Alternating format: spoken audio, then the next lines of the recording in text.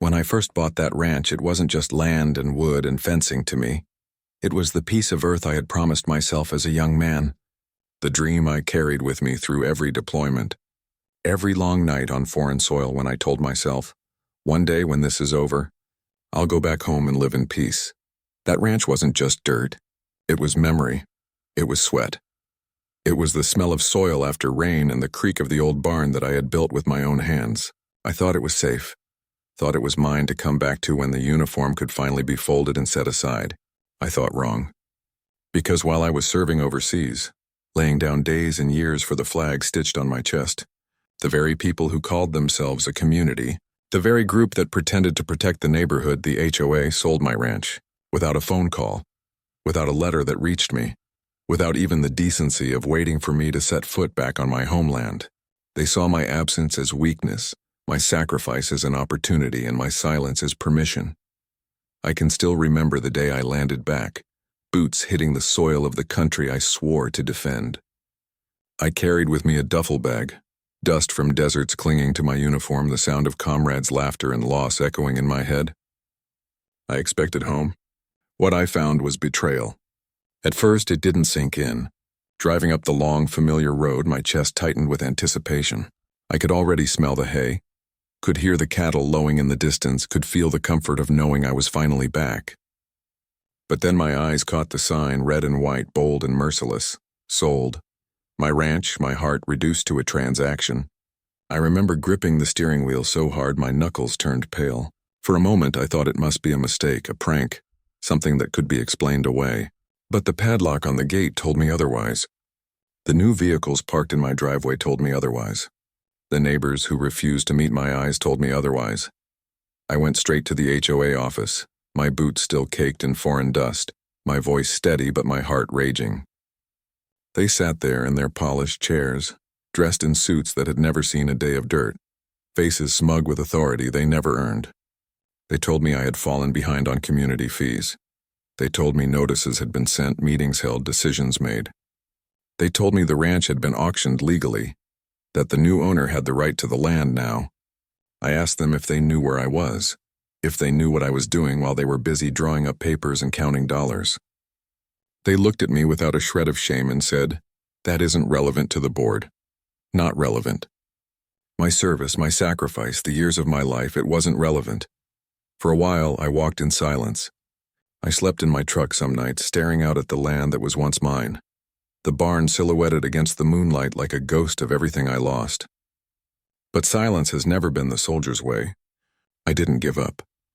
I contacted the army, told them my story, told them how the very laws of the land I defended were twisted to take from me what was rightfully mine. At first, it seemed like just another hopeless fight against paperwork and signatures, but then something shifted. My story wasn't just mine anymore. Other soldiers began to come forward. Stories of homes lost, properties stolen, families displaced while their fathers, mothers, brothers, and sisters were away wearing the same uniform as me. What happened to me was not an accident. It was a pattern, a game that HOAs and greedy board members had been playing for years, preying on those who couldn't be present to defend themselves. And that's when the army stepped in, not just for me, but for all of us. I'll never forget the day they rolled back into that neighborhood. Trucks lined the streets. Soldiers in uniform walked with purpose, and the community that had once turned its back began to whisper in fear. HOA board members who had laughed at me weeks before now stood behind locked doors, peeking through curtains, knowing justice had finally come knocking. My ranch was the first. I stood by as the army reclaimed it, as the papers were reversed, as the locks were cut, as the sold sign was torn down and replaced with something stronger, justice. Walking through my gate again, I felt the weight of every night overseas, every moment I had doubted this day would come, lift off my shoulders. The land welcomed me back as though it had been waiting, silent and patient for its rightful owner to return. But it didn't stop there. House after house, property after property, the army made things right. Families who had lost everything were given back their keys. Children who thought they would never run through their old yards again suddenly laughed as if no time had passed. And those board members, the ones who profited from our absence, who traded loyalty for greed, they stood exposed. their signatures on documents now evidence of betrayal.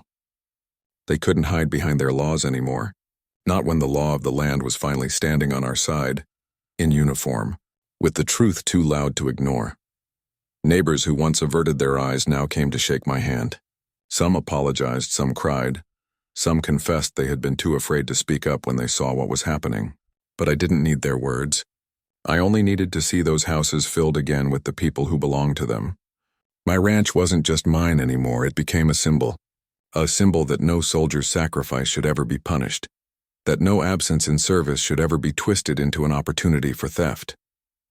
It stood for every man and woman who came home expecting welcome, but found betrayal. At night, I would sit on the porch of my ranch, the same porch I had built years before with my bare hands, and watch the lights of the neighborhood glow again. The Army didn't just reclaim houses. They reclaimed dignity. They reminded us that community isn't built on greed and signatures but on respect, loyalty, and justice. And while the scars of betrayal will never fully fade, neither will the pride of standing tall again, knowing that we fought back, that we reclaimed what was stolen. I still serve, in my own way, not on foreign soil anymore, but here, by telling this story, because people need to know. They need to know what can happen when power is left unchecked, when greed disguises itself as order, when those who should protect turn into predators. But they also need to know that there is hope, that there is power in standing together, that even when the fight seems lost, justice has a way of finding its way back.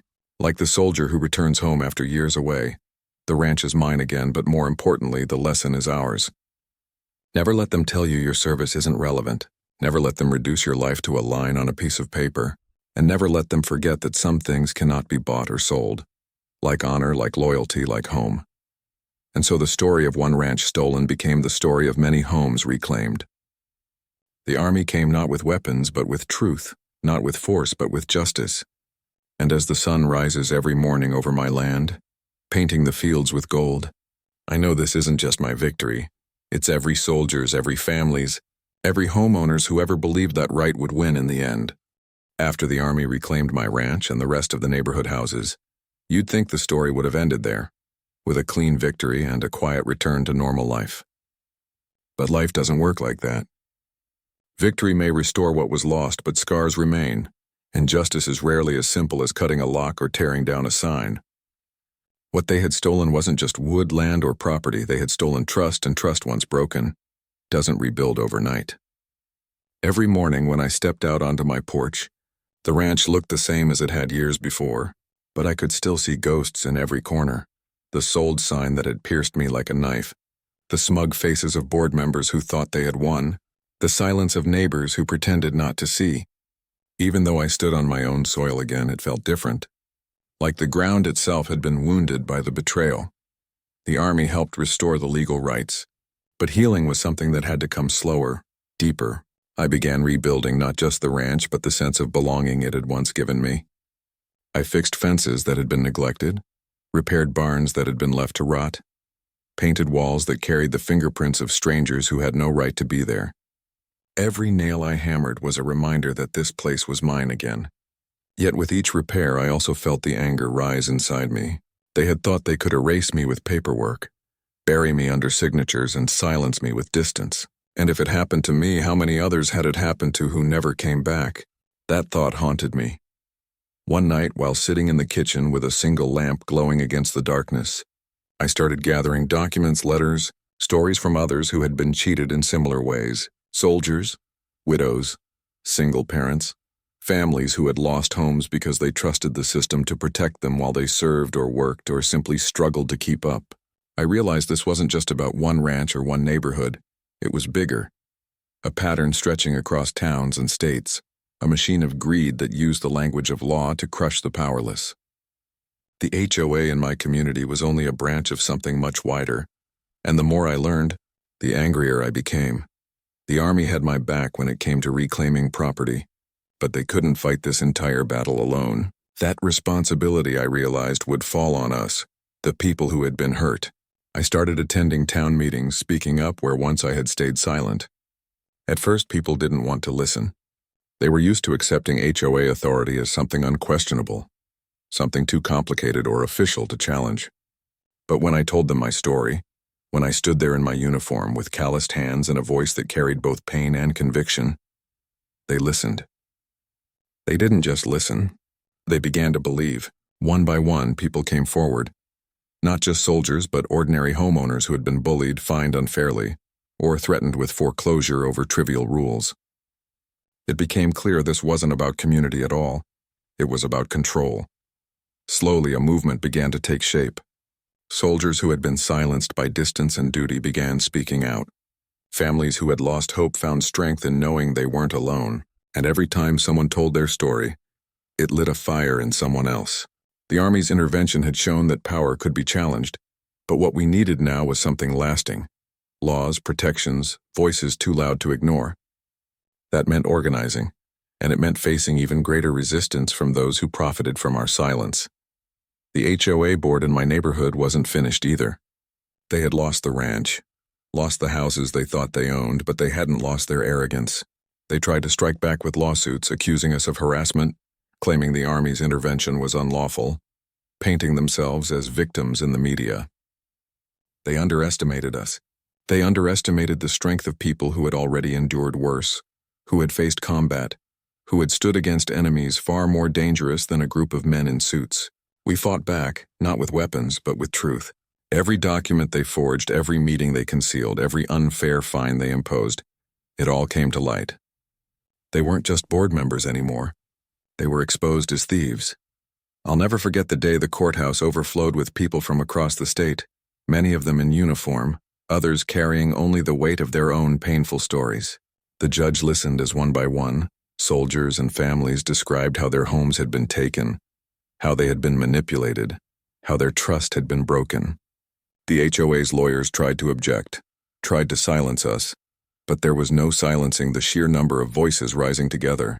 By the end of it, the board wasn't just facing angry homeowners. They were facing the law they had twisted for years, now turned back on them. It didn't stop there. News outlets picked up the story, first local, then national. HOA sold homes of deployed soldiers, the headlines read.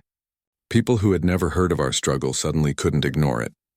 Public opinion turned, and lawmakers who once brushed off complaints now saw an opportunity to act. Bills were introduced to protect service members from foreclosure or forced sales while deployed. Regulations tightened. What happened to me sparked something much larger, something that couldn't be undone. But even in victory, I learned something important. The fight never really ends. Greed doesn't disappear just because you win once. There are always people looking for loopholes, always systems ready to exploit the weak. That's why I stayed involved, why I continued to speak, why I kept my story alive even when some said I should move on and enjoy my ranch in peace. Because peace built on silence isn't peace at all, it's surrender. And I had already surrendered too much time, too much blood to ever surrender again. There were nights when I questioned if it was worth it. When the legal battles dragged on, when the media twisted words, when threats came in anonymous letters slipped under my door.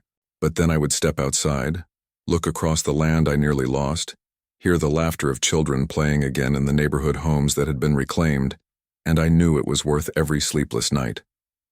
Because it wasn't just about me. It was about making sure no soldier ever came home to betrayal again. It was about ensuring no family lost their home because someone on a board decided they could profit from it. It was about justice, plain and simple. Time has passed, but the ranch still stands strong. The barn doors swing open to welcome cattle again. The fields bloom in spring, and the porch light glows each night like a beacon. But now it's more than a home, it's a reminder. A reminder that we fought, that we endured, that we reclaimed not just land but dignity. And every visitor who comes, every soldier who shakes my hand, every neighbor who now stands with pride instead of fear, is proof that the story isn't just mine anymore. What the HOA stole was more than property. They tried to steal identity, belonging, and honor.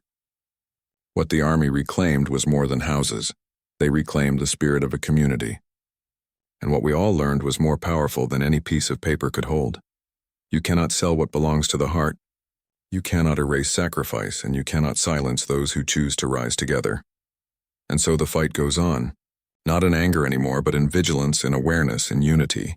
The ranch is mine, yes, but in truth it belongs to everyone who believes that home is sacred, that service deserves respect, and that justice, no matter how delayed, will always find its way back. The seasons changed after the storm of battles in courts and neighborhoods, and though the headlines eventually faded from the front pages, the echoes of what happened never left my life. Every day on the ranch, as I mended fences or walked the fields, I carried with me not just the relief of having my land back, but the weight of every story I had heard from others. Soldiers who never returned to see their homes, families who never received justice, widows who buried husbands overseas while fighting foreclosure notices at home. Their voices lived in me, and I couldn't set them down as easily as laying a hammer back into its box. I thought reclaiming my ranch would mean an ending, but instead it became a beginning of something larger, heavier, and maybe even more important than anything I had faced in uniform. Life on the ranch had its peace again, yes. The cattle roamed freely. The barn was alive with the sound of work, and the porch lights guided me home each night. But peace is never complete when you know others still suffer. Some nights, when the sky was quiet and the stars seemed endless, I would sit on that porch and think of the men and women still deployed, who had no idea that back home, the same community boards they trusted could be plotting to take what little they owned. I couldn't let the fight die just because I had won mine. So I stayed active, speaking at gatherings, working with veterans groups, pushing lawmakers to do more. Every word I spoke carried the fire of betrayal, but also the unshakable faith that what was wrong could still be made right. Yet not everyone welcomed the noise I was making. The HOA board members, though disgraced, weren't finished. Some of them had lost their positions, their reputations, their influence. But power has a way of creeping back, like weeds sprouting even after the field has been burned.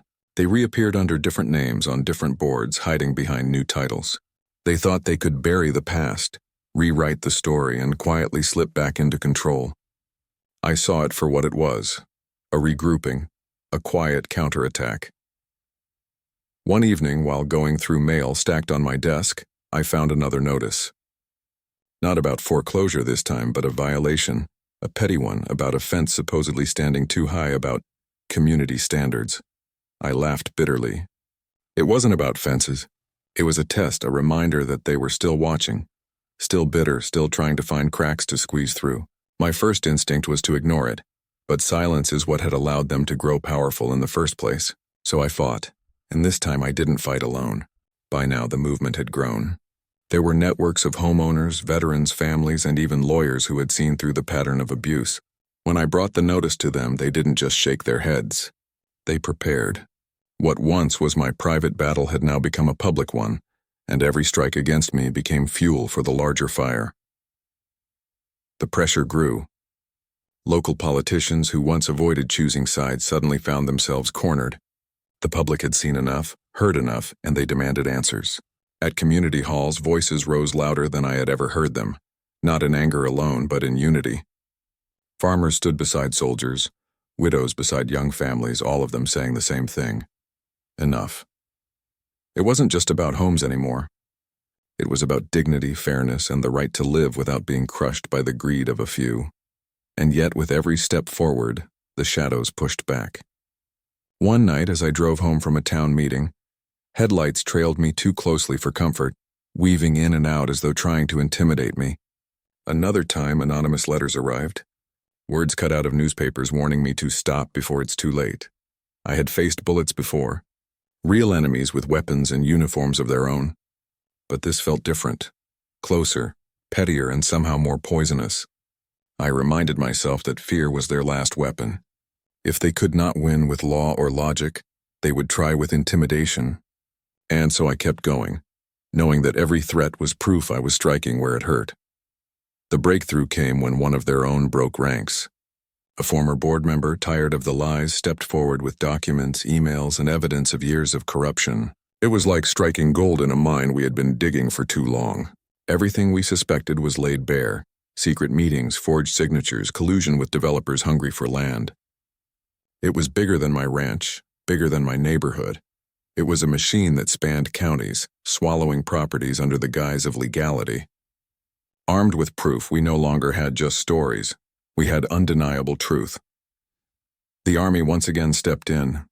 This time not with trucks on neighborhood streets, but with testimony, with weight, with the credibility that could not be denied. They stood with us in court, not just as enforcers of justice but as witnesses to the betrayal of those who served. And this time the board didn't just face angry homeowners, they faced indictments. Some were fined heavily, others imprisoned. The illusion of their invincibility shattered, and with it the grip they had held over countless communities. But victory, I've learned, isn't a single moment. It's a long, hard road. Even after their fall, there were others ready to step into their place. That's why the fight had to keep going, why the movement had to grow into something permanent. We established councils, groups of veterans, lawyers, and citizens dedicated to watching the watchers. We pushed for laws with sharper teeth, protections not just for service members but for anyone vulnerable to predatory practices. Slowly, piece by piece, the tide began to turn. On the ranch, life continued. The fields stretched golden in summer. The cattle grazed, and the house once again rang with the sound of family and friends. But now it wasn't just my sanctuary, it was headquarters. People came from towns away to share their stories, to ask for help, to seek guidance. My porch became a meeting place, my kitchen table a planning board. Sometimes I longed for the quiet I once imagined when I first bought the ranch. But I knew in my heart this was the purpose the land had always meant to serve. Not just to give me rest, but to give me strength to stand for others. There were setbacks, of course. Some battles were lost. Some families never got their homes back, even after years of fighting. That was the hardest part. The realization that justice isn't always full or fair, that some wounds remain open. I carried those failures with me like stones in my pocket, heavy reminders that our work was never done. But each loss only made me more determined. Because for every house that couldn't be reclaimed, there were others that could, and would. Years have passed since the day I first saw that sold sign, hanging like a noose on my gate. The pain of that moment will never fade entirely, but neither will the pride of standing against it, of refusing to surrender. The army reclaimed the houses, but together, we reclaimed something even greater, the belief that ordinary people, when united, can push back against systems built to control them. Now, when I walk across my fields, boots sinking into the soil I nearly lost, I don't just see land. I see history, I see struggle, I see victory. I see a reminder carved into every fence post and every nail. We fought, we endured, we reclaimed. And though the battles will continue, though new forms of greed will always rise, so will we. Because once you've seen your home stolen and won it back, you learn a truth that no board, no contract, no false authority can ever erase. Home isn't just a place. It's a right. It's a promise. And it's worth every fight. Time has a way of dulling wounds, but it never truly erases them. Years after the army first stood by me to reclaim my ranch and the homes of my neighbors, I still feel the ripple of that moment in every step I take across the land. The sun still rises the same over the fields, casting gold on the fences I rebuilt with my own hands. The cattle still graze, the barn still creaks in the wind, and the porch still glows at night with its familiar light. To the outside eye, it looks like any ranch, quiet and steady, the picture of peace. But peace, I've come to realize, is not simply the absence of conflict. It's the constant vigilance against its return. The HOA was broken. Yes, its members scattered, its power dismantled, but the system that created it never truly vanished. Greed is not something you kill once and bury forever. It returns in new faces, new papers, new disguises. I had thought that by fighting them, by exposing their corruption and reclaiming what was mine, the story would find its end. But stories of justice never really end. They stretch forward, demanding the same courage again and again. Not long after the trials, after the indictments and the media noise faded, whispers began in neighboring towns. Stories eerily similar to mine. Families harassed over minor violations.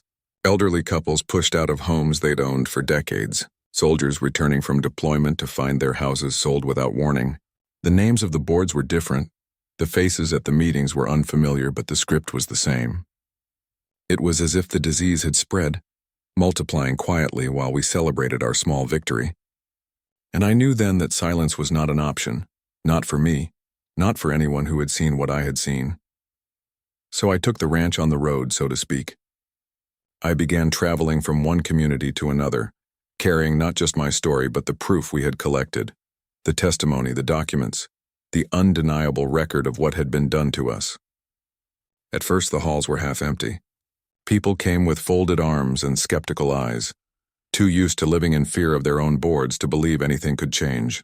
But as I spoke, as I told them about the day I came home from war only to find my land sold out from under me, about the army rolling back in to reclaim every stolen house, their eyes lit with something I recognized. It was the same fire I had once carried, dimmed by betrayal but never fully extinguished. By the time I finished, the rooms no longer felt half empty.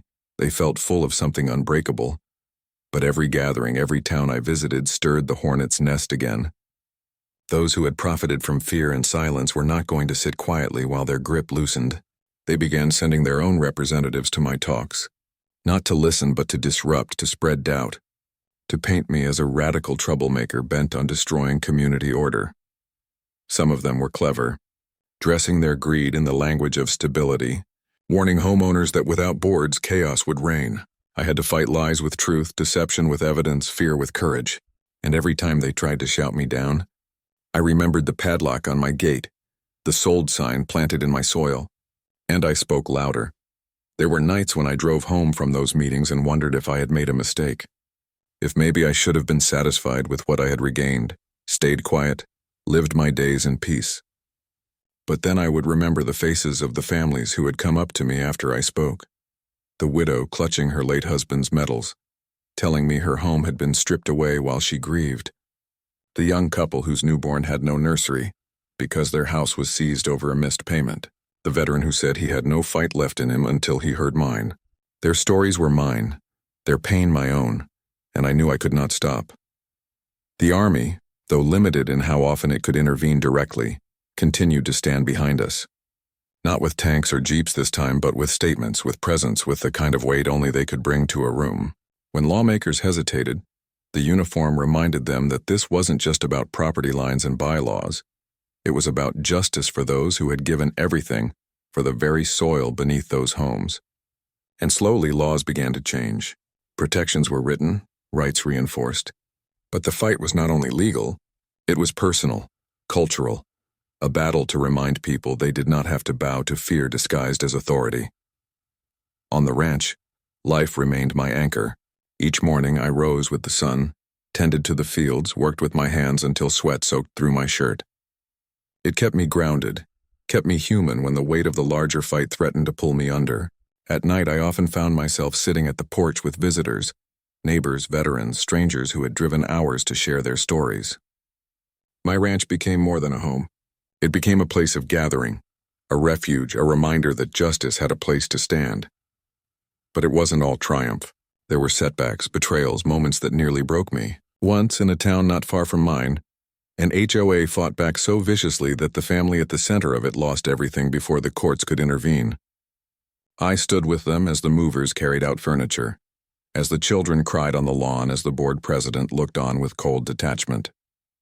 That night I lay awake on my ranch, fists clenched, rage burning through me so hot I thought it might consume me. It reminded me that this battle was far from over, that even as we gained ground, the other side still had teeth. Yet every defeat taught us something new. We grew sharper, stronger, more organized. What began as a handful of voices grew into a chorus. From state to state, laws were challenged, cases brought forward, communities awakened. I often thought back to the day I returned home, duffel bag slung over my shoulder, eyes catching the cruel glow of that sold sign. It had felt then like the end of everything I loved, but now I understood it was the beginning of something greater. That betrayal had ignited a fire that spread far beyond my fence lines, far beyond my town, and still, the ranch remained at the center of it all. Every time I walked its soil, I remembered why I fought, not just for me, but for every soldier, every family, every person who deserved to come home to safety instead of betrayal. I rebuilt the barn stronger than before, planted trees that would outlive me, raised fences that stood not as barriers but as symbols of endurance. The land bore scars of what it had endured, but like me, it had reclaimed its dignity. Years may pass, but I know this truth. The Army reclaimed my ranch, but we together reclaimed something far more valuable, the power to stand against injustice. And as long as I breathe, as long as this land stretches out beneath my boots, I will keep that fight alive. Because home is not just where you live. It is where you stand, where you endure, where you rise again no matter how many times they try to take it from you.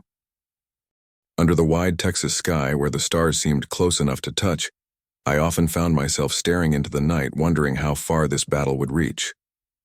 The war overseas had tested my body and my loyalty, but the war at home tested my soul. Every day brought new letters, emails, and visitors to my ranch. People desperate for answers, desperate for someone to tell them they weren't crazy, that the injustice happening to them was real and not some cruel trick of the law. I listened to stories that mirrored mine so closely it was like hearing echoes in a canyon. Homes stolen for petty fines, land stripped from families who had worked it for generations, lives uprooted without a shred of mercy. I realized then that my fight was no longer about my ranch alone. It was about something much larger, something that stretched across counties, states, maybe even the whole country. One cold morning, as the mist still clung to the pastures, I saddled up and rode out across the land. The horse's breath steamed in the air, and the rhythm of its hooves against the soil matched the steady beat of my own thoughts. This land, my land, had been stolen and reclaimed once. But how many others had never gotten that chance? How many men and women didn't have the army show up at their gates to demand justice? I thought about them constantly, and guilt pressed down on me heavy as the saddle. Why me? Why had my case been chosen as the line in the sand while others suffered in silence? It was then I decided I could no longer wait for the storm to come to me. I had to ride into it. I began reaching out not just to neighbors, but to organizations, to veterans groups, to lawmakers who had half a spine left to stand on. I shared everything, every document, every court transcript, every detail of how the HOA had forged, threatened, and schemed until the army stepped in. At first, there was reluctance. No one wanted to touch a matter so messy, so deeply entwined with property laws and private contracts. But persistence breaks down even the tallest walls, and soon enough, cracks began to show. A state representative visited my ranch, saw the binders stacked high with evidence, walked the fields with me, and heard the echoes of soldiers' boots in the soil. He promised to take it to the floor of the Capitol to demand a change. Of course, promises are air until they're proven. I had seen men promise peace overseas only to rain down fire hours later. Words alone meant nothing. But momentum was growing, and I could feel it. The enemy, those who profited from the fear and confusion of homeowners, felt it too. Their tactics grew nastier. I received threats in the mail, unsigned but clear as day. Anonymous calls came in the dead of night, voices distorted, warning me to stop stirring people up or I'd regret it. More than once, strange cars parked just beyond the gates of my ranch, watching silently until the sun rose. I wasn't scared for myself.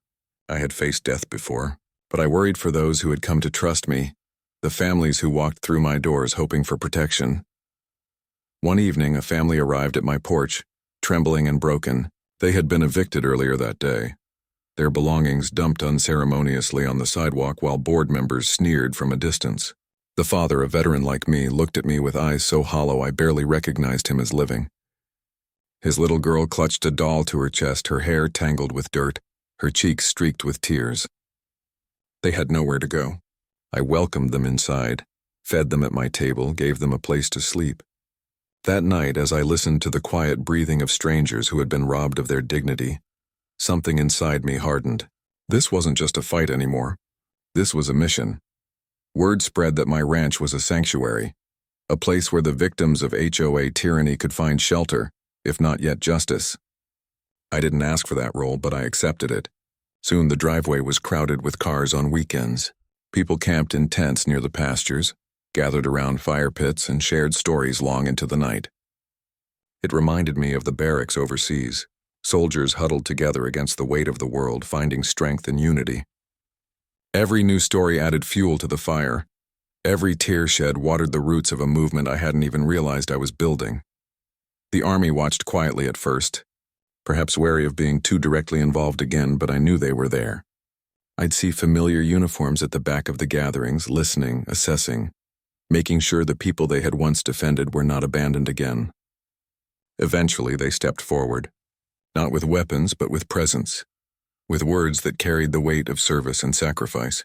They spoke of honor, of the betrayal of those who target the vulnerable, and their voices stirred crowds into thunder.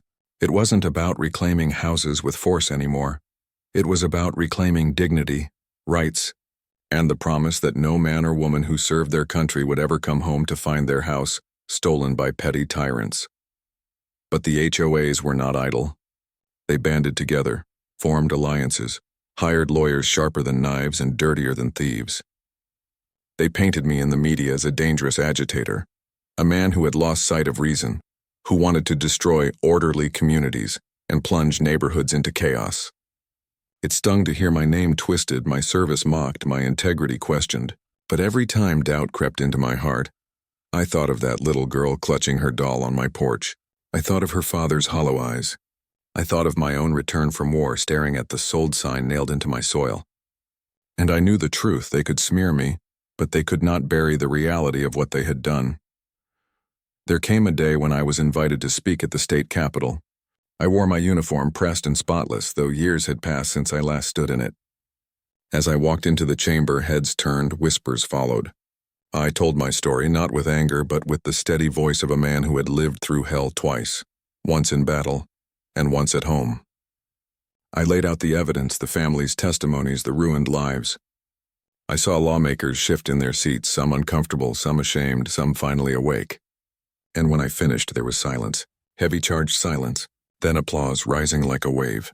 It didn't mean victory, not yet, but it meant the tide was turning. Back at the ranch, I felt the weight of the day lift slightly. The cattle moved lazily through the pastures, unaware of the storms their owners stirred beyond the fence. The wind carried the scent of earth and hay, grounding me again. I knew the fight was far from over.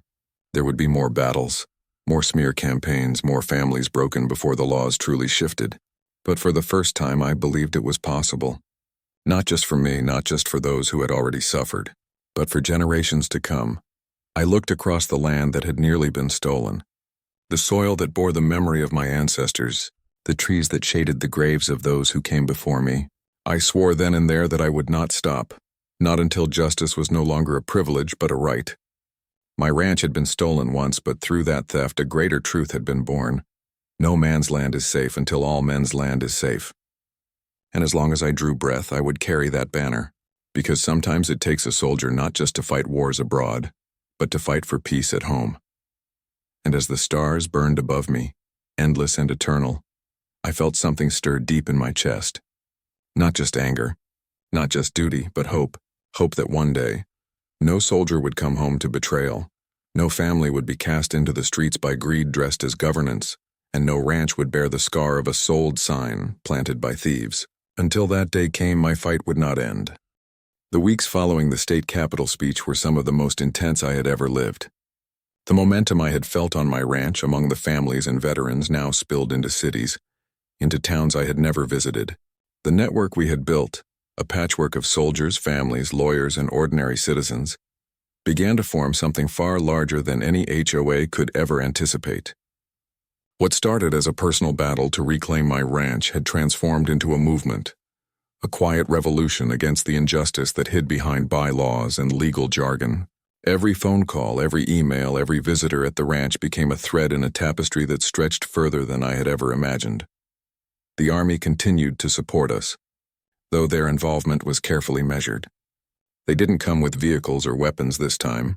They came with authority, with presence, with credibility. Their officers attended meetings, spoke at town halls, and shared strategies for documenting abuses and confronting predatory boards. Their presence alone carried weight that no document or lawyer could match. People began to understand that reclaiming property wasn't just a matter of paperwork. It was a matter of standing up against power when power had gone astray. Meanwhile, the HOAs regrouped in the shadows. They whispered through legal channels, quietly lobbying sympathetic politicians, sending letters to intimidate anyone who dared challenge them. Their tactics were insidious. Threats veiled as advice, fines disguised as community improvement fees, lawsuits filed in convoluted ways to wear people down. They thought I would stop, that I would tire of the fight, that the sheer weight of bureaucracy would crush me. But I had faced worse in my life, real bullets, real enemies, and this felt nothing like defeat. If anything, it sharpened my resolve. Every evening at the ranch, I would walk the land I had fought so hard to reclaim, and I would think of those who had no land, no sanctuary, no voice. I began documenting their stories meticulously, recording every injustice, every unfair eviction, every forged signature. Families came from miles around to sit at my kitchen table, to share photographs, letters, legal notices, and the wounds that could not be seen in courtrooms, but that lived in the hearts of those who suffered. Sometimes I stayed up until dawn, surrounded by stacks of papers and maps, organizing campaigns, coordinating with lawyers, and drafting petitions that would eventually reach the ears of lawmakers far above the local board's influence. There were nights when I feared the weight of it all would break me. The threats, the endless paperwork, the stories of despair. It could have crushed someone with less resolve. Yet each morning, the sunrise over the ranch reminded me why I could not stop. The land had been stolen once, but it had been reclaimed, and it demanded vigilance. It demanded that the promise of home, the promise of justice, be extended to as many as possible. That morning light seemed to burn away the fear, leaving only determination. One particularly cold winter, I received word of a family in another state, miles from my own ranch, who had been evicted while the father served overseas. Their home had been sold, their belongings scattered, their children traumatized. I immediately coordinated with local veterans and Army contacts, traveling to meet them, assess their situation, and provide support. When I arrived, I saw the same pain I had once felt staring back at me in their eyes. Their home was still occupied by strangers. The locks changed, the furniture rearranged. It was a battlefield in miniature. But unlike the battlefields I had known overseas, this one was silent, bureaucratic, and cruel. I spent days with them, documenting everything, consulting with lawyers, and reaching out to media outlets to ensure their story was heard. The Army provided testimony and assistance wherever possible, giving credibility to what might have otherwise seemed like a hopeless struggle. Slowly, inch by inch, the house was reclaimed and the family returned. Watching them step through their front door, holding back tears, I felt a surge of emotion so strong I nearly collapsed. This was more than property. It was dignity restored, life returned, and a clear message sent to those who thought they could exploit the absence of those who served. Back at the ranch, the movement continued to grow. Families who had once been silent now spoke out publicly, sharing their stories in meetings, newspapers, and online platforms. Veterans groups organized legal aid networks, offering advice and support to anyone facing predatory boards. The HOAs began to realize that the tide had turned. The fear they had once wielded like a weapon was losing its potency, replaced by the collective strength of those who refused to be intimidated. There were moments of reflection amid the chaos. One afternoon, I walked to the barn, brushing my hand along the wooden beams I had restored with my own hands. I thought of the long road I had traveled, from the day I first stepped onto that ranch, to the moment I returned from overseas to find it stolen, to the countless families whose lives had intersected with mine because of this struggle. The barn, the land, the trees, they were more than property now. They were symbols of resilience, endurance, and the unwavering belief that justice could prevail. And yet, the fight was not without sacrifice. Some families did not recover their homes despite our best efforts. Legal battles dragged on for years, and the pressure of leading a movement weighed heavily. I often felt the exhaustion settle deep into my bones, a fatigue that no amount of sleep could wash away. But even in those moments when doubt crept in like a cold shadow, I remembered the day the Army first rolled into my neighborhood. I remembered the shock on the faces of the HOA members, the tears of joy from my neighbors, the relief of reclaiming what was mine.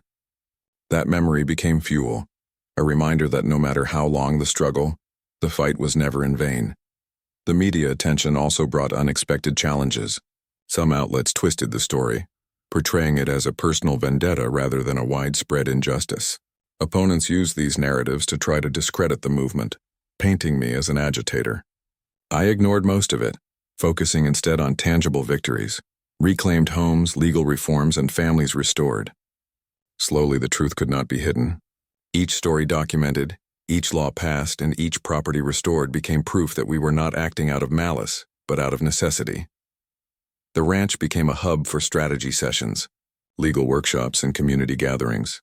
I established a small office filled with maps, files, and computers, where volunteers coordinated campaigns, tracked cases, and provided advice.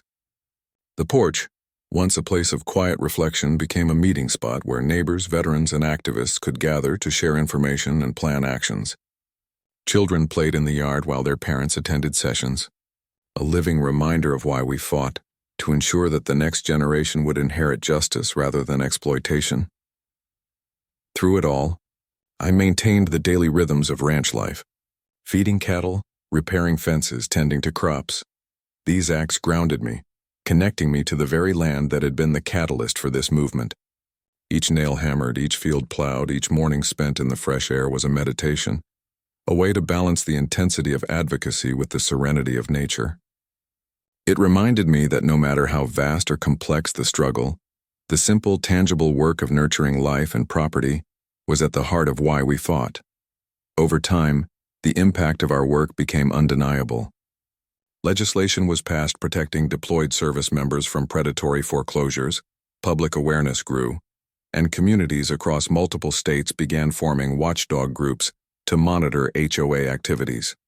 Families who had once suffered in silence began to speak out, supported by a network that had grown far beyond my ranch. The movement I had never imagined myself leading had become a force for accountability, transparency, and justice.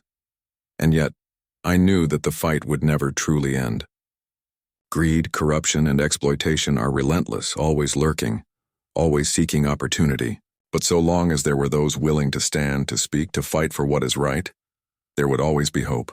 The ranch, my sanctuary, had transformed into a beacon, a reminder that one person's fight can inspire many, that reclaiming what is stolen is possible, and that justice, though delayed, is never denied. As the sun set over the pastures, painting the horizon in hues of gold and crimson, I felt a profound sense of responsibility and purpose. The journey that began with the theft of my ranch had evolved into a lifelong mission, to protect, to reclaim, and to ensure that those who serve are never left defenseless. Every victory, every home restored, every family comforted was a testament to perseverance, courage, and the unyielding belief that right will eventually triumph.